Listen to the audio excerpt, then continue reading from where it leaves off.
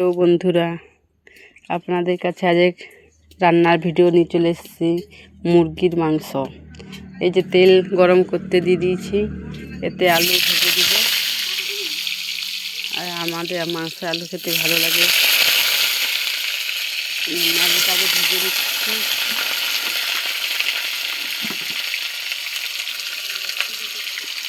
অল্প করে একটু নুন দিয়ে দিলাম। আলুটা একটু লাল লাল করে ভেজে তুলে নেব।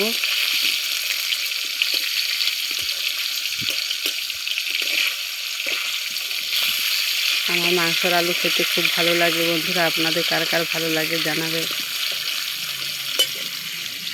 পেঁয়াজের তেলে আবারও একটু তেল দিয়ে দিলাম। গোটা জিরা আর শুকনো লঙ্কা দিয়ে দিয়েছি। দুটো তেজপাতা দিয়ে দিলাম আর পেঁয়াজটা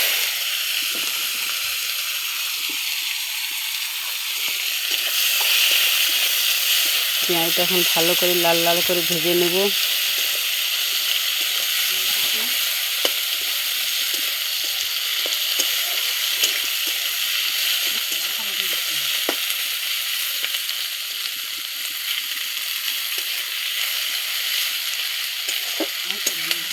রসুন ভাজা হয়ে গেছে, এরপর দিয়ে দেব আদা বাটা।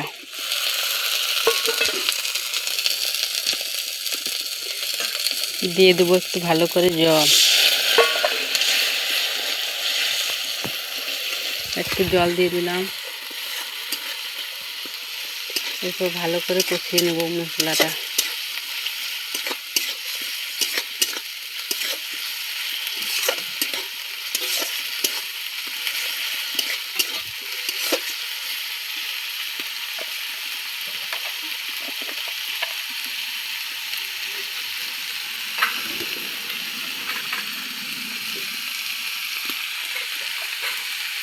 দিয়ে দেবো জিরে গুঁড়ো,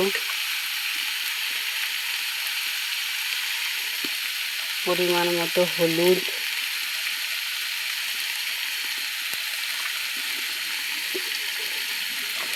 বন্ধুরা তোমাদেরকে এর আগের ভিডিওতেও বলেছি, আবারও বলছি, লঙ্কা বাটাটা আমি এখন দেব না, পরে দেবো। যেহেতু আমার ছেলে খাবে ওর জন্য তুলে রেখে আর লঙ্কা বাটাটা আমি পরে দেবো। মশলা আমার ভালোভাবে কষানো হয়ে গেছে, মশলায় তেল ছেড়ে দিয়েছে। এরপর আগে থাকতে তেল হলুদ নুন দিয়ে মাংস ম্যারিনেট করা ছিল, এরপর এটা দিয়ে আরও একবার ভালো করে কষিয়ে নেব।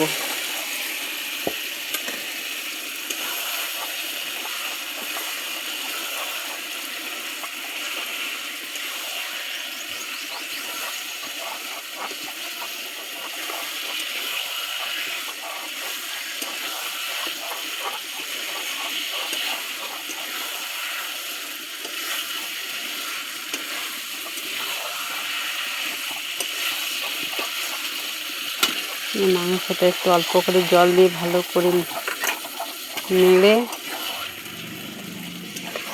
অল্প অল্প ঢাকা দিয়ে অল্প অল্প করে কষিয়ে নেব।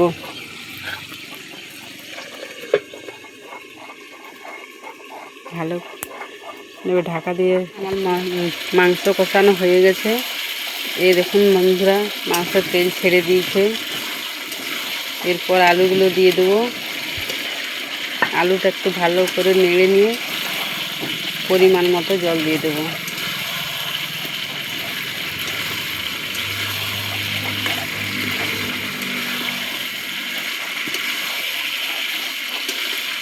আলু দিয়ে ভালো করে নাড়িয়ে নিয়েছি।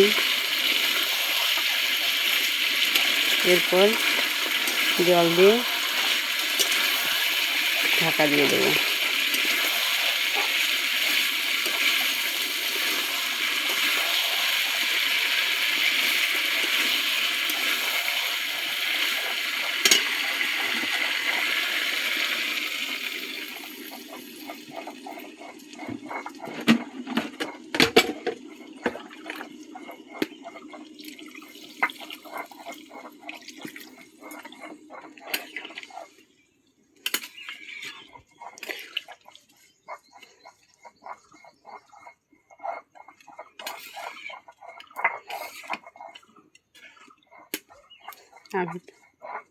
মাংস জল দেওয়া হয়ে গেছে। এরপর ঢাকা দিয়ে দেবো। মাছ ছোটো হাফ সিদ্ধ হয়ে গেছে, আর একটু সিদ্ধ হওয়ার জন্য। এই দেখুন বন্ধুরা, মাংস এই যে তুলে রেখে দিয়েছি, দিয়ে এরপর লঙ্কাটা আমি অন্য কড়াই ভালো করে ভেজে নিয়ে চলে এসেছি। লঙ্কাটা দিয়ে ভালো করে এবার ফুটিয়ে নেব, তাহলেই আমার মাংস রান্না কমপ্লিট।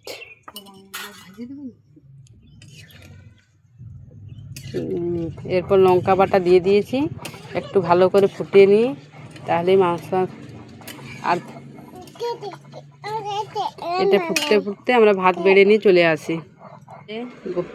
গরম গরম মাংসের ঝোল আর ভাত নিয়ে চলে এসেছি, সাথে গোঁদাল পাতার বাটা আর কুমড়ো ডাঁটা আলু দিয়ে পোস্ত। আমরা খেতে থাকি, তোমরা ভালো থেকো, টাটা।